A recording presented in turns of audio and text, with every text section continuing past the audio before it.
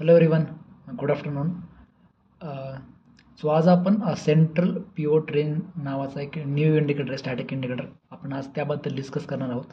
Okay, so मी इथे माझी जी time frame आहे 15 मिनिट करतो.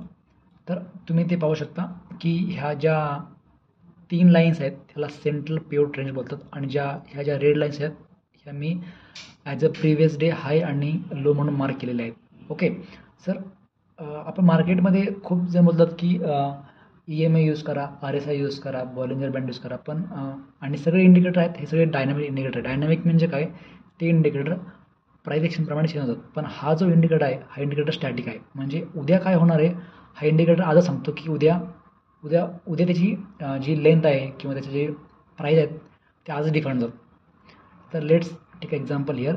सो ह्या इंडिकेटरचा लॉजिक असा आहे, तर तुम्ही ह्या 3 लाईनमधील तुम्ही गॅप पाहू शकता की गॅप किती आहे आणि कशी आहे. ओके, ज्या दिवशी ह्या लाईनमधील गॅप कमी असते त्या दिवशी मार्केट ट्रेंडिंग असतं थोडक्यात, आणि ज्या दिवशी ही गॅप जास्ती असते 3 लाईनमधील त्या दिवशी मार्केट साईडवर असतं.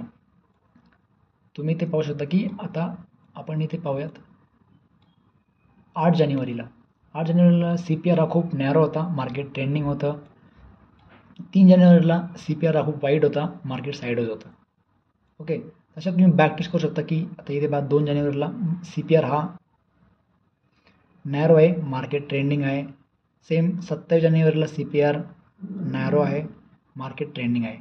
तर अशा प्रकारे तुम्ही बॅक टेस्ट करा, हे इंडिकेटर पहा. हे इंडिकेटर खूप युजफुल आहे, आणि ह्या इंडिकेटरमध्ये जर प्रिव्हियस डे हाय आणि प्रिव्हियस डे लो जर आपण ॲड केला तर इंडिकेटर अजून चांगल्या प्रकारे आपण यूज करू शकतो. तुम्ही ते पहा, हे 1 जानेवारीचं ट्रेंड.